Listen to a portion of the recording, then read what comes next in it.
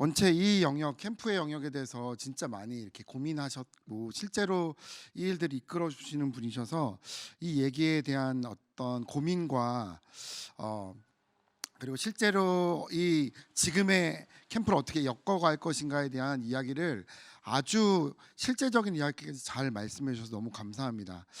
잠깐 기도하고 시작하도록 하겠습니다. 하나님, 지금 정말 많은 사람들이 힘들어하고 직장을 잃고 또 불안해하고 답답해하고 어, 정말 세계 각지에 있는 많은 사람들이 죽어가고 있는 이 상황 가운데 우리가 그리스도인으로 다시 한번 부름 받았음을, 그리고 이 땅에 대해서 그냥 이 일에 대해서 함몰되거나 또 두려움에서 끝나는 게 아니라 이것을 극복해낼 수 있는 주님의 하나님 믿음이 우리 가운데 있음을 다시 한번 선포합니다. 주께서 이 시간 동안에 우리에게 힘 주시고 능력 주시고 또 지혜 주시고 함께 연합하게 하시고 또 겸손하게 하시고 행동하게 하셔서 하나님의 일들을 또 이루어가는데 우리가 어떤 작은 의지를 드릴 수 있도록 주여 역사하여 주십시오. 감사합니다. 오늘 지금부터 오랜 시간 동안 이야기 듣고 내용 나눌 텐데 저희뿐만 아니라 또 여기 계신 많은 방송 가운데 온라인 가운데 계신 많은 형제들과 지체들 가운데에도 또 새로운 아이디어를 주시고 용기를 주시고 또 소망을 주시고 또한 일어날 하나님의 그 사랑이 넘쳐나고 증가될 수 있도록 축복하여 주옵소서. 감사합니다. 살아계신 예수 그리스도의 이름으로 기도드리옵나이다. 아멘. 네, 문화의 길라잡이라고 해서 이렇게 딱 이렇게 제목을 주셨는데 사실 너무 어려운 부분인 것 같아요. 왜 가장 어렵냐면 사실 기독교 문화가 과연 있느냐? 있죠. 기독교 문화 있죠. 기독교 문화가 뭘까요? 가장 크고 가장 기독교 문화에서 가장 센 거 주일 예배인 것 같아요. 주일 예배가요 가장 기독교에서 가장 센 예배인 것 같아요. 금요철야 아니면 마커스의 목요 모임 이런 예배들이 있어요.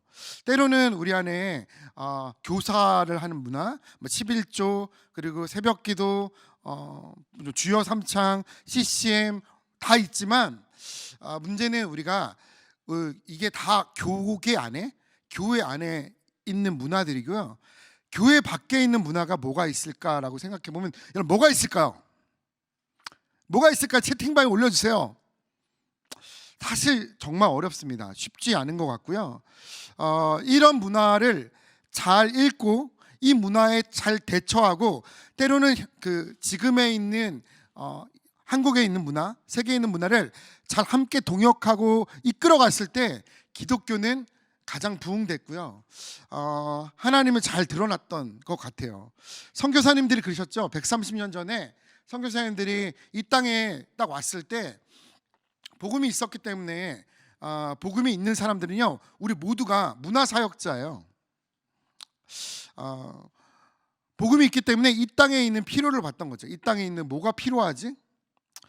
예수님의 마음으로 예수님 이 땅 가운데 딱 오시면 우리 가운데 말씀도 선포해 주시고 그냥 그분이 말씀이신 거죠. 로고스의 말씀이어서 말씀을 선포하시겠지만 때로는 이 땅 가운데 있는 연약한 사람들을 돌보고 그들을 고치고 마음이 상한 자를 고치시고 또 위로해 주시고 소망이 되게 하시고 서로 사랑할 수 있도록 사랑을 주시겠죠. 그래서 선교사들이 와서 이 땅에 보니까 뭐가 필요하지? 그래서 많은 사람들 안에 교육이 필요해서 이 학교를 세우기도 했고요. 때로는 많은 사람들이 그냥 질병 가운데 막 죽어가는 거예요. 그래서 병원을 세우기도 하셨어요. 때로는 성경 말씀을 번역하기도 했지만 이 남녀가 평등하지 않고 불평등하기 때문에 그들 가운데 그 남녀 평등에 대해서 말씀하셨던 것 같기도 해요. 가르쳐 주셨던 것 같기도 해요. 그때는 그 양반과 노비가 같이 있었기 때문에 그냥 그 둘 사이가 어떤 계급으로 해서 불평등한 게 아니라 서로 사랑할 수 있도록 서로 하나 될 수 있도록 평등할 수 있도록 그렇게 가르쳐 주셨던 것 같아요. 이런 선교사들의 어떤 삶을 돌아보고 때로는 우리나라에 있는 많은 교회들이 70년대 60년대 막 부흥했잖아요. 그 이유가 가난했었던, 제가 이제 순복음교회 출신인데요.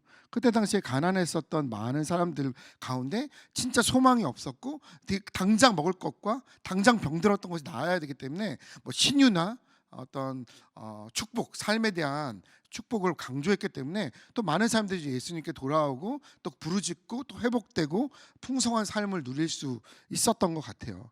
지금은요 여전히 이 땅에 있는 문화 가운데, 우리가 이 땅에 있는 코로나라는 문화 가운데 당장에 있는 가시적인 어떤 문제에 대해서도 고민을 너무 많이 해야 될 것 같아요. 이 고민들 오늘 하루 종일 이렇게 할 텐데 너무 이제 기대가 되고요. 함께 이 고민들을 해결해 나가고 어떻게 하면 서로 좋은 정보와 네트워크와 컨트롤 타워가 있어서 같이 이런 논의를 통해서 한국교회 가장 진짜 중요한 여름 수련회, 이 수련을 어떻게 진행하고 이 시기를 어떻게 보완할 것인가에 대한 이야기도 필요한데, 우리가 좀 거시적으로 바라보고 우리의 있는 문제뿐만 아니라 이 한국 사회 가운데 있는 모든 문제에 대해서 함께 고민해 보는 것이 어쩌면 문화 사역자로 부름받은, 이 땅의 청지기로 부름받은 우리의 모습이 아닐까 생각합니다. 그래서 이 시간이 되게 중요한 것 같아요. 이 시간은 결국 함께 할 수 있는 시간, 무엇보다 함께 이야기를 할 수 있는 시간이,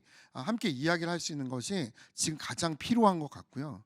그리고 이것이 그냥 논의에서 그치는 것이 아니라 한 발자국 실현해 보는 것. 먼 어떤 정답을 내는 건요 사실 예측하기 힘듭니다. 하지만 우리가 같이 논의해보고 우리의 자리에서 한 발자국 도전해보는 거, 서로 한 발자국 도전해볼 수 있는 기술을 나누고 고민해보는 거, 그리고 실천해보는 건 또한 중요할 것 같습니다. 2020년도 트렌드 기독교 문화라는 것들을 초창기에 이렇게 조금 1월달, 2월달, 3월달에 같이 고민해보고 이야기 나눌 자리가 좀 있었는데요. 기독교 문화와 그리고 우리가 일상을 사는 일상의 문화는요 아쉽게도 지금은 좀 이분법적으로 나눠져 있어요. 제가 백성예대 수업을 어제 했는데 온라인으로 했어요. 온라인으로 했는데 40명의 아이들이 듣는데 한 30명 정도가 2시간 동안 이제 자기의 코로나 시대의 현대 예배를 어떻게 드려야 될까라는 이야기를 좀 이렇게 나눴는데, 그 아이들의 이야기를 들어봤을 때 이 아이들이 이미 그 교회 안에 있는 또 사역자로 결정하고 백성 예대 안에 들어 있는 친구들, 예배를 또 집례하고 예배를 인도해 나갈, 또 음악을 공부하고 있는 친구들 사이에서는요 굉장히 순수한 어떤 신앙들이 보여지더라고요.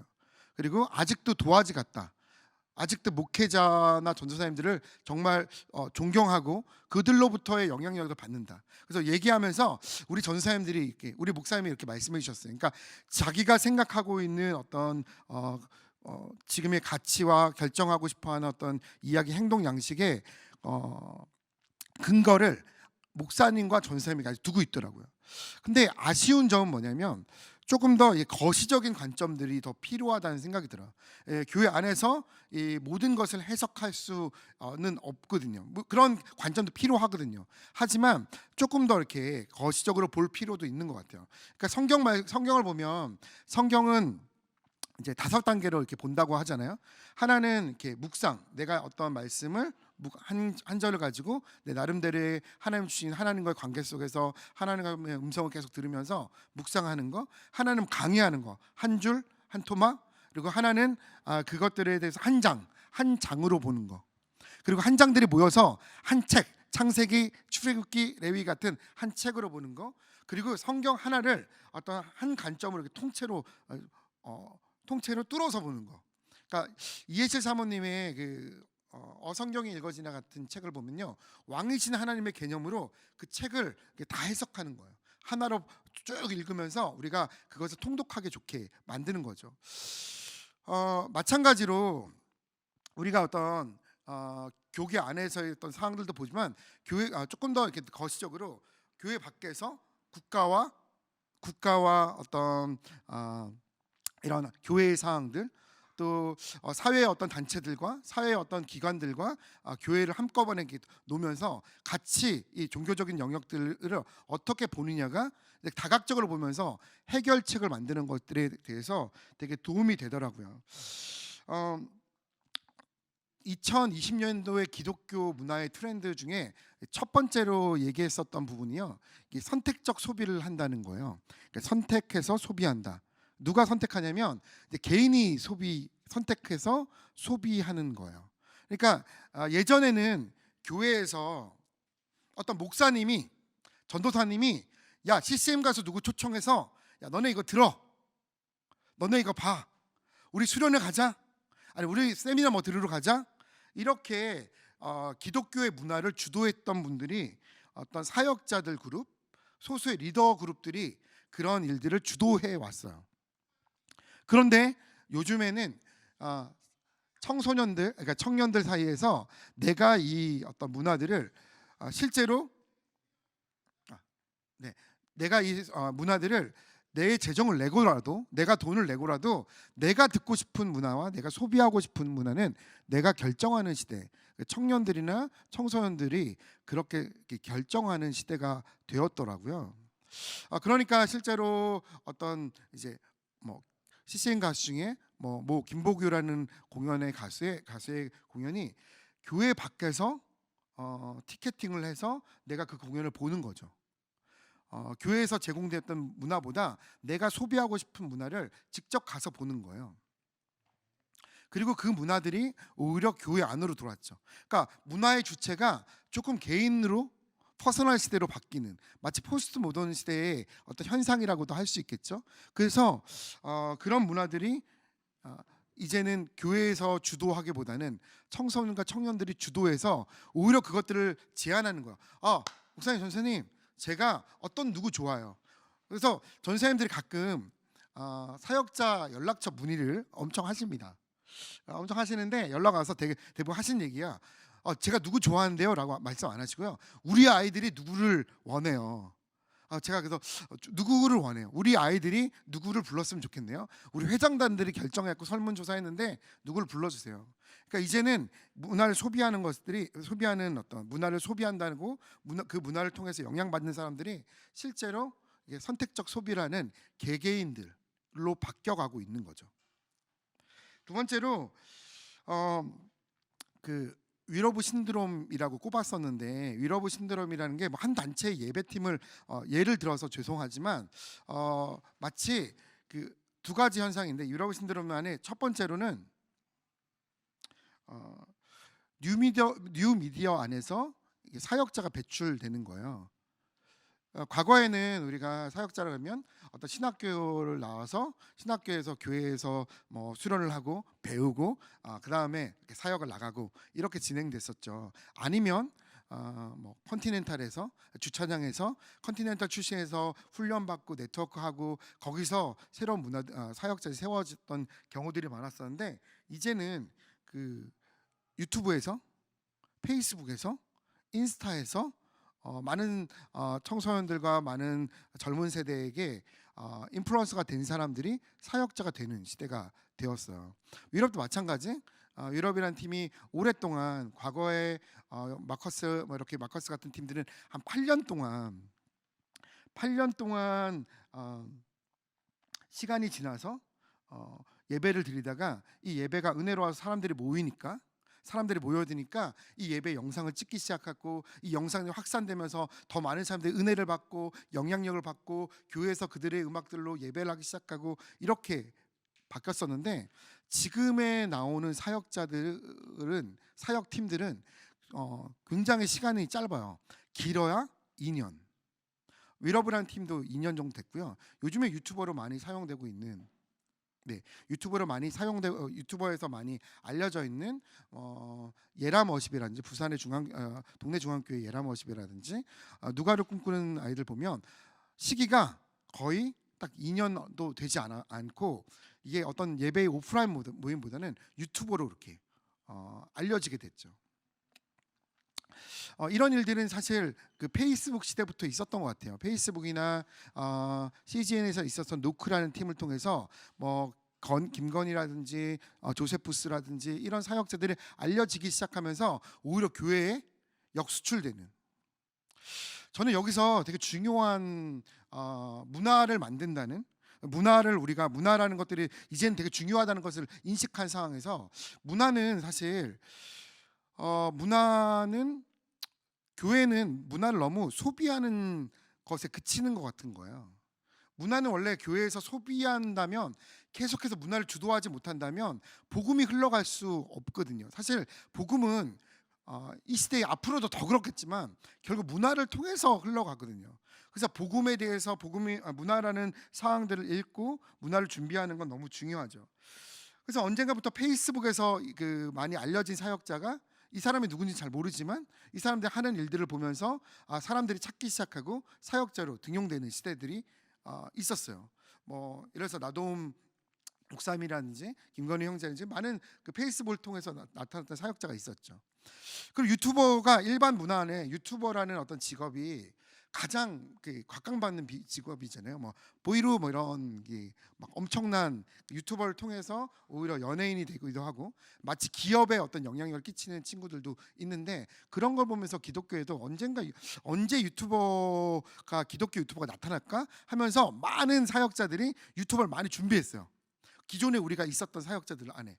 그런데 아무도 그 사역자를 알지 못하고 갑자기 어느 순간 그 백아연이라고 그냥 도대체 이거 누구지? 갑자기 백아연이라는 친구의 블로그 안에 기독교는 술을 마셔도 됩니까? 라는 이제 어쩌면 오래된 어떤 주제를 가지고 많은 사람들이 그 친구의 영상을 보기 시작하고 공유하기 시작해서 유명해진 영상이 있어요. 그 영상들을 보면서 도대체 왜냐면 보통 사역자들이 이렇게 세워졌을 때 예전부터 이렇게 갑자기 교계 안에서 활동을 하다가 누구의 영향을 받아서 어떻게 세워지는데 그게 아니라 그냥 유튜브 안에서 어떻게 보면 사역자가 세워진 거예요. 이 얘기는 뭐냐면 탈교회 현상이 일어났다는 거예요. 교계 밖에서 어떤 사역자들이 세워지기 시작하는 시대, 문화가 만들어진다는 시대인 거죠.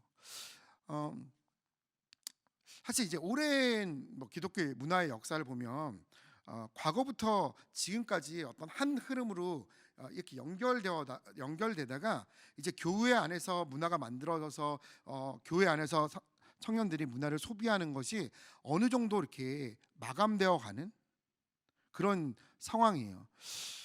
예전에 혹시 그 주찬양이라는 1985년도에 그 이름이라는 앨범을 통해서 현대 예배 음악, 현대 지금 드리고 있는 예배의 음악들을 처음 만들어냈던 그런 것들을 처음으로 구현해냈던 그리고 그걸 확산시켰던 주찬양이라는 선교단체가 있는데 그 선교단체에 최덕신이라는 선교사님이 계시고요. 그분의 팀 안에 강명식이나 김도현, 성령이 오셨네, 김도현 이런 사역자들이 배출됐고요. 이 사역자들이 계속해서 이 주찬양 안에 컨티넨탈이라는 미국의 선교단체가 조인하게 되면서 여기에 굉장히 많은 사역자들이 배출되게 돼요. 뭐 청가는 목사님이라든지 아니면 뭐 수많은 팀들, 남궁성읍부터 해서 많은 사역자들과 엔지니어와 기술진들이 이곳에 훈련받아요. 근데 여기서 컨티넨탈에서 훈련받았던 한 김준영이라는 대표분이 마커스를 만들어요. 그러니까 뭐냐면 사실 이 안에 사역자들 안에 서로 연결고리를 가지고 있으면서 이 교계 안에서 영향을 받으면서 기독교 문화를 주도해 왔던 거죠. 그러면서 마커스의 심종호도 마찬가지. 그 심종호 예배인도자님도 이 컨티넨탈 출신이었어요. 그래서 마커스 안에 기독교 문화의 꽃을 피웠죠. 사실 교계 안에서 있었던 많은 찬양의 무브먼트가 있었지만 결국 한국적인 찬양과 한국적인 메시지를 담은 찬양팀을 꽃을 피운 건 이 마커스였거든요. 그러니까 그 전에 가장 영향을 끼쳤던 팀이 마커스처럼 혹시 기억하세요? 저는 예수전도단의 캠퍼스 워십팀, 캠퍼스 워십팀이나 예수전도단은 많은 해외 곡들을 번역해 왔거든요. 번역하고 많이 불렀죠.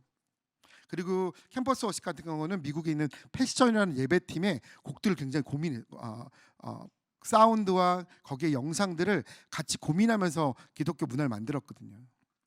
그리고 그때 당시에 그 곡들 내용이 이런 거였어요. 온 세상 위에 주님 높으십니다. 열방 가운데 이런 열방, 온 세상 이런 가사를 굉장히 많이 썼거든요. 그런데 마커스는 굉장히 한국적인 한국에 있는 상황, 내용이 이제 온 땅 온 세상보다는 우리가 어떻게 보면 좀 이 세상 가운데 살아가는 것들이 너무 힘듭니다. 주님 나 한 사람을 불러주십시오. 주님이 원하시는 예배자 내가 되기 원합니다라고 어쩌면 좀 그 큰 것들을 노래했던 큰 이야기를 담론을 담았던 가사들에서 굉장히 개인적인 가사로 바뀌었고요. 비트도 뭐 온 땅 뭐 모두 승리하리 막 이렇게 빠른 템포에서 갑자기 느린 템포로 많이 바뀌었어요. 그리고 찬양 인도자가 그 전에는 굉장히 샤우트했어요. 바로 그 노래 내용들 막 불러주면서 예, 주님 찬 승리하시니 다 같이 일어나서 박수 치면서 이런 막 카리스마 있는 찬양 인도자가 있다가 갑자기 그 심종호 씨나 한부영 씨가 한 번도 당시에 예배 인도를 해본 사람들이 아니었대요. 그러니까 오히려 같이 예배할 수 있도록 천천히 가지고 멘트도 천천히 가지고 기도하고 깊이 기도하면서 이렇게 한국적인 예배의 꽃을 피웠거든요. 근데 왜 마커스가 이렇게 좀 많이 공감이 됐냐면 우리 안에 이제 한국에 있는 부흥이 왔지만 그럼에도 불구하고 이 땅에서 살아가는 것도 너무 힘들고 어려운 것 때문에 공감을 하기 시작했던 것 같아요. 그래서 많은 사람들이 이 곡을 부르기 시작했고 그렇게 이렇게 교회 안에서 이렇게 예배 팀들이 성장하고 교회 안에 사역자가 나오고 그리고 이 교회 안에 있는 노래들과 우리의 메시지가 결국 이 땅에 살아가고 있는 많은 청년들에게 결국 공감이 됐을 때 그게 가장 이 꽃을 핀 거죠. 근데 이게 참 재밌게도 이 이후에 나오는 많은 그 청년들에게 영향을 주고 있고 기독교 문화를 선도해가는 많은 팀들을 보면 결국 교회 밖에서 이제는 목회자나 사역자가 없이 청년들 스스로의 기도 모임 가운데 나오는 사역팀들이 많아진 거예요. 마커스 이후에 조금 유행했었던 우리가 아는 팀 중에는 뭐 제이어스라는 팀이 있는데 그 팀의 리더도 김주영이라는 친구고 그 김주영이라는 친구도 그동안에 교회에서 목사로서 누가 모여서 한 것이 아니라 청년들 안에서 스스로 이 서울예대라는 캠퍼스 안에 기도 모임을 만들면서 이것들이 확산되고 이 기도 모임을 통해서 기독교 문화가 일어나는 거죠. 이제는 그 얘기는 뭐냐면 우리가 교회 안에서 사역자들이 보는 눈 말고 청년들이 보는 눈, 일반 성도들이 보는 눈들이 이 중요한 패러다임과 공유의 이야기의 대상이 주제가 되는 거예요. 최근에 온라인 예배를 코로나 시대 온라인 예배를 드렸던 것 안에 통계 수치가 나온 것, 통계 수치를 나온 거 보니까 온라인 예배에 대해서 찬성하는 사람들, 물론 온라인 예배가 지금의 예배가 없어지고 모든 게 다 온라인 예배로 바뀔 거야 이건 아니죠. 공유하겠죠. 왜냐하면 4차 산업 시대라는 것들이 결국에는 그 온라인 안에 있는 모든 것들이 물질 세계 가운데 구현되는 게 4차 산업 시대거든요. 지금의 AI, 빅데이터, 뭐 사물 인터넷, VR, 증강현실 이런 것들이 결국 지금에 있는 현실에 이루어지는 것. 그래서 3D 프린터가 발전되고 현실 안에 그 우리가 빅데이터 인터넷 안에 있는 모든 그 세계가 우리의 실제 삶 가운데도 같이 연결되는 게 4차 산업 시대. 그러니까 뭐냐면 온라인이 어떤 막 끈다고 해서 오프라인은 없어지는 건 아니에요. 어떤 데는 온라인이 잘 되면 잘 될수록 오프라인이 더 잘 되는 게 4차 산업 시대 포스트 모던이즘이죠. 그러니까 뭐냐면 위러브나 뉴 미디어의 사역자들이 성장하는 이유는 온라인 안에 있는 그 가상현실 안에 있는 그러니까 물론 실제지만 그 안에 있는 것들이 잘 되면 잘 될수록 오프라인의 모임들이 더 잘 된다는 거죠. 어떻게 보면 이제는 이런 온라인과 오프라인이 따로 있는 따로 있는 것이 아니라 사실은 함께 상호적으로 보완적으로 발전해 나가는 것들이 균형을 이루어야 되는데 우리 기독교 문화 안에서 그럼 어떻게 하면 온라인에 있는 문화들을 조금 더 잘 준비해 나갈까라는 고민들이 필요한 것 같아요. 근데 이게 소수가 움직이는 것이 아니라 이제는 우리가 창조적인 어떤 이 땅에서 문화 사역자로 부름받은 이 땅에 있는 청지기로 부름받는 우리 모두가 함께 고민해야 될 일이 아닐까 생각합니다. 이야기가 좀 많은데 조금 줄여서 이야기할게요.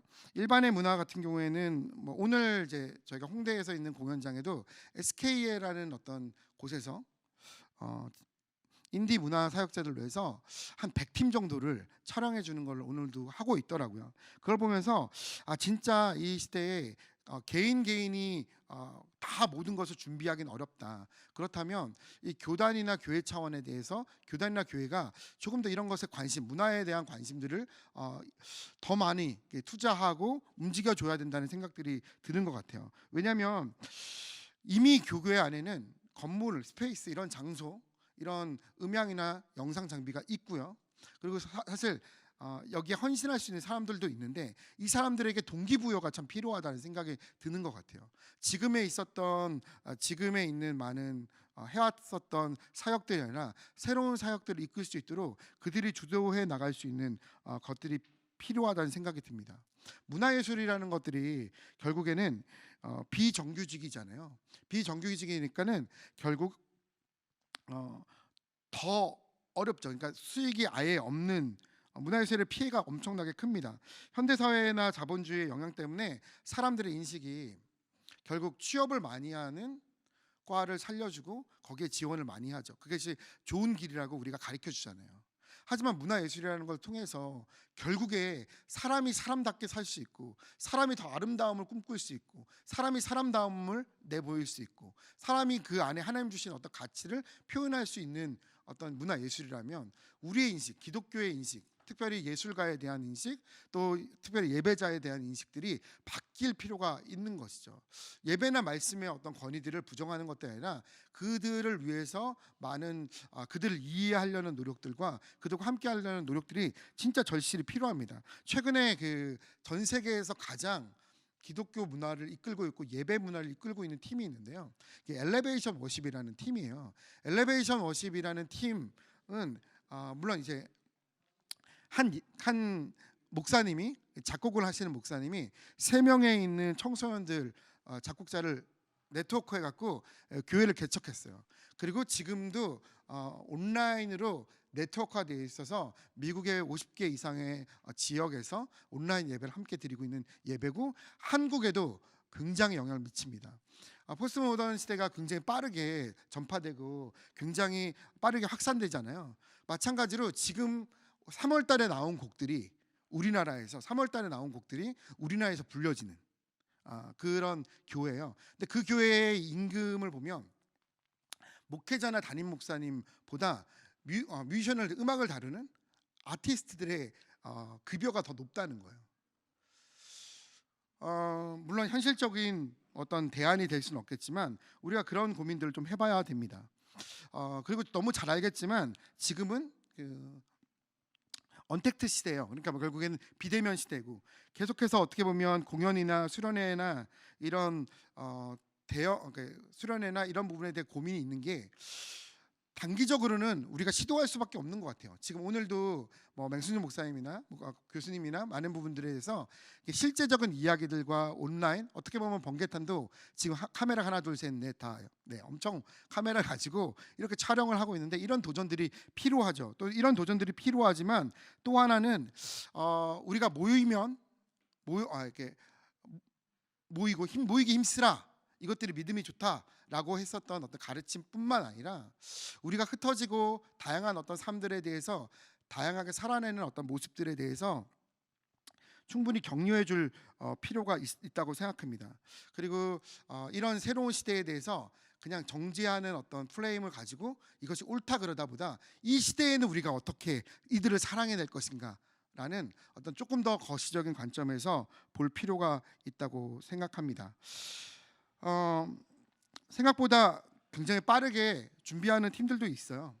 희지쇼 같은 경우에는 이미 증강현실에 대해서 책을 보고서 핸드폰을 갖다 대면 증강현실이 보이는 곳들도 있고요. 예전에 그 싸이월드 교회를 만드신 어떤 전도사님 한 분이 계셨는데 지금도 마찬가지 싸이월드 예배가 개척되고 줌에 성경 공부를 하는 곳도 있다고 생각합니다. 우리가 답은 결국 우리의 행동으로 만들어지지 않을까. 예수님의 그 사랑과 정의와 평등의 가치를 가지고 있는 크리스찬들이 결국 행동할 때 그게 또한 소망이 되고 답이 되는 줄 믿습니다.